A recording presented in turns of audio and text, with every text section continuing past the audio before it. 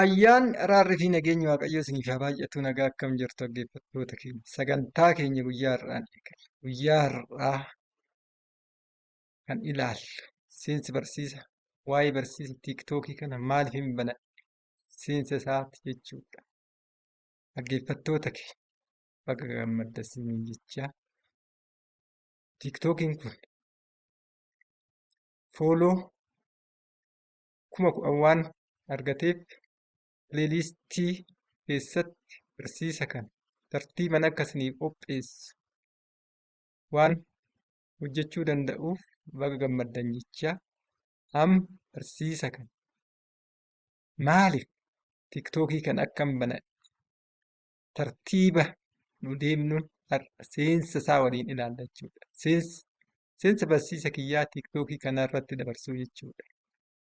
Laal wanneen ani banadheef ergama Waaqayyo natti kenne lama galmaan ga'uun malee nigdii bilaa waan biraatiif miti. Ergama lama jechuudha. Ergamichis bifa mul'ataatiin natti agarsiisa Waaqayyo. Laal naman baay'ee jaalladha. Raajii Masarat Taayyee fi tiskoota baay'ee Raajii Masarat wajjin tajaajilan natti agarsiisa jechuudha. Laal bifa mul'ataatiin. Raajii Masarat Taayyee fi isa marsanii tiskoota hedduu tiskee akka ta'an tiskoota hedduu natti agarsiisa. Fuulanni Waaqayyoo baay'ee xiqqoo irraa fagaatanii naannoo tiskootaa wal tajaajilanii Raajii Masarat Taayyee wajjin xiqqoo irraa fagaataniitti argamu dhaggeeffattoota. Fuulanni Waaqayyoo iddoo lamatti argamu. Tokko xiqqoo Raajii Masarat Taayyee irraa fagaataniiti. Lama lafa rakkoo, lafa dukkanaa, lafa Raajii Masarat Taayyee fi tiskoon hin argamnetti argamu jechuudha. Yommuun kana argu Raajii Masarat Taayyee baay'ee kadhata, baay'ee tajaajila jechuudha. Laal tiskoota kana isiniif haa galu. Tiskootanis deemaa hoolota eegaa jechaa ture. Haa ta'u malee tiskoonni kunniin deemanii hoolota eeguu didanii Raajii Masaratiin wal marsanii tajaajilan. Akkasumas haati manaa Raajii Masarat Taayyee baay'ee boostee, baay'ee boochee, baay'ee bifa imimmaan oofadhatti natti agarsiisa. Fuulanni Waaqayyoo kana keessa jiran xiqqoo tiskoota fi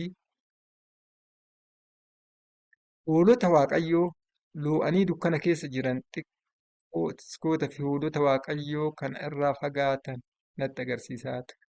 Hoolota loo'anii hafan kanneen tiskoota kan hin mul'atin ani immoo qabeen hoolotatti makaa ture isin haa galudha. Hoolanni Waaqayyoo tiskootatti kan hin makamne lafa dukkanaa keessa turan kan qabeen tiskootatti makaa ture kana qofaaniti. Hoolotuma Waaqayyoo tiskoota irraa xiqqoo fagaatanii jiran tiskeen biraa ulee qal'oodhaan kallattii biraan kallattii Raajii Masarat Taayyee fi tiskoon hin argamne sana oofaa jiru. Ani immoo kitaaba tokko qabadhee tanuun lafoo ba'e. Hoolota illee naa abboomamanii tiskeenis naa abboomame. Kanarratti hundaa'ee dhaggeeffattoota keenya kan yuutuubii kana banadheef amma immoo maalummaa hoolota Waaqayyoo kanaa bifa mana qulqullummaa Waaqayyoo isa pilaanii ta'e saniin isinii ibsa. Kan bifa hafuuratiin arga jechuudha. Bifa pilaanichaatiin maal akka ta'e mee waliin ilaala. Yeroo muraasa booda hoolanni tiskoota kan irra jiran tiskee biraa ulee qal'oo qabatee hoolota kanneen karaa Raajii Masarat Taayyee fi tiskoon hin argine dhufaa ture. Ani immoo Raajii Masarat Taayyee fi tiskoota achumatti dhiiseen kitaaba tokko harkatti qabadheen hoolota kana dura ba'e. Mul'ata armaan olii kanarraa Waaqayyo ergamoota gurguddoo lama natti kennuu hubadha. Isaanis tokkoffaan hoolota Waaqayyoo dukkana keessa jiran dhugaa hubachiisu. Warra dhugaan beeku dhugaa hubachiisu. Lammaffaa hoolota Waaqayyoo osoo dhugaa beekanii fedhii foonii isaanii gaggeeffan karaa dhugaatti deebisuudha. Kana lamaan jechuudha yaa dhaggeeffattoota keenya. Mee bifa mana qulqullummaati waliin ilaallamma isa kana. Kana jechuun manni qulqullummaa Waaqayyoo kutaalee gurguddaa afur akka qabu waan hin ilaalle. Tokkoffaa balbala, lammaffaan oobdii, sadaffaan iddoo qulqulluu, arfaffaan iddoo qulqulluu qulqullootaa akka ta'e waliin ilaallee ture. Kana keessatti isin yaa galu dhaggeeffattoota keenya. Kutaan amma ilaalla. Haalli caaseffama diskoonni hoolonni waaqayyoo bakka lama jiran kan jedhu. Tokko hoolota waaqayyoo mana qulqullummaa oobdii keessa jiran jechuudha. Warroon raajii Masaratii irraa xiqqoo akkana hiikanii argaman kun hoolota waaqayyoo oobdii keessa jiran. Isa gara tiskeetti hin guddanne. Namni baay'een yeroo ammaa gaafuma Kiristaanota jedhee waaqayyoo amanisan mootummaa waaqayyoo fayya jedhee yaada. Inni kun dogoggora cimaadha. Itti fayyinatti kan guddatan malee gizee tokkoon akka hin galle kanarraa hubattu. As warra jiran jechuudha. Inni lammaffaa hoolota waaqayyoo warra waaqayyootti hin amanne, warra dukkana keessa jiran, warra tiskoota kanaan tiskoonni bakka kana jiru, warra aarsaa dhiyeessan, warra lammata dhalatan, iddoo qulqulluu kana jiru, warri dukkana keessa jiran, warra kanaan barrii kanaan ala warra jiran jechuudha. Nu warri lammata dhalan, warri Kiristaantii ta'an iddoo gurguddaa lamatti akka argamnu jechuudha. Waldaan asirra jala murtee beekutu tokko warroota fayyoota aarsaa dhiyeessan raajii Masaratii tiskoonni baay'een aarsaa dhiyeessan kan fayyan as jiru jechuudha. Har'a tiskee hoo jedhamu namoota aarsaa dhiyeessan, namoota lammata dhalatan, namoota guddatan jechuudha malee wanta biraa jechuu miti. Inni immoo hoolonni waaqayyoo inni tiskeedhaan eeggaman, inni warroota hin guddanne, warroota daa'ima ta'an oobdii kana keessa jiru jechuudha. Tokko warroota asitti dhiqatanii qulqullaa'anii lammata fayyanii lammata dhalatanii sagalee jecha waaqayyoo wanna waaqayyoo kan Iyyasuus Kiristoos ofii godhatanii warri aarsaa asitti makamu jechuudha. Tiskoota kanatti haala kanaan caaseffama jechuudha. Warri immoo niwuboorni kiristaanitiin ta'an warri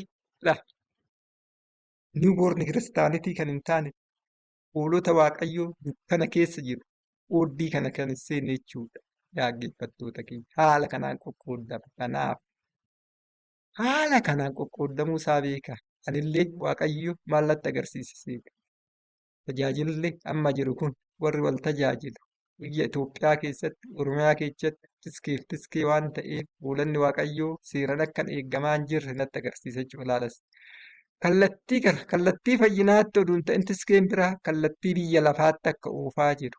Kallattii biyya lafaatti waan oofaa jiruuf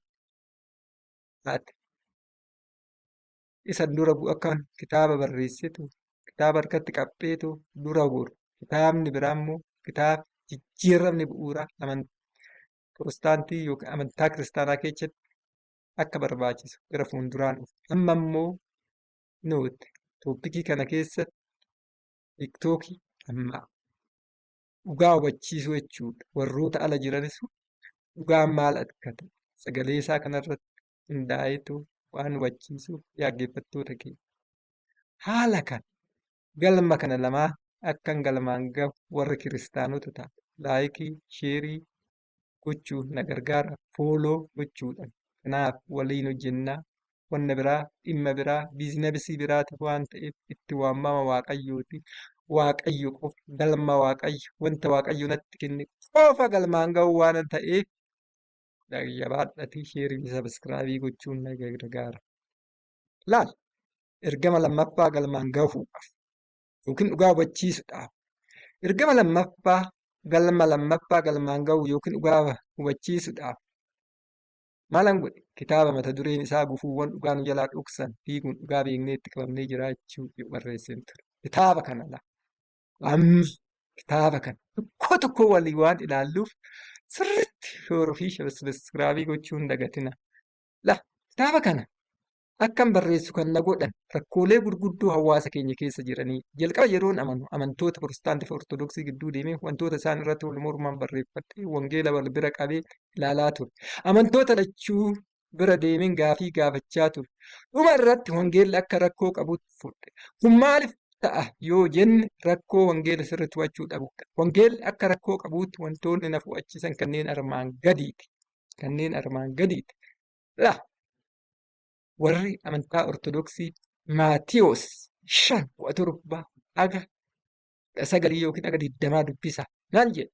Yesuus seeraa fi barsiisota raajotaa diiguuf hin dhufne isaan raawwachuuf hin dhufe malee dhugumaan isinitti hima hamma waaqniif lafni badutti seericha keessa fidalli xinnoon tokko yookiin gar tokko fidala hin ba'u. Kanaaf namni abboommii kana hundumaa eegu xinnaa keessaa tokko diigamuu isaan namoota barsiisu mootummaa waaqayyoo keessaa hunduma irra xinnaa ni jedhama. Namni abboommii kana eegee barsiisu garuu guddaadha.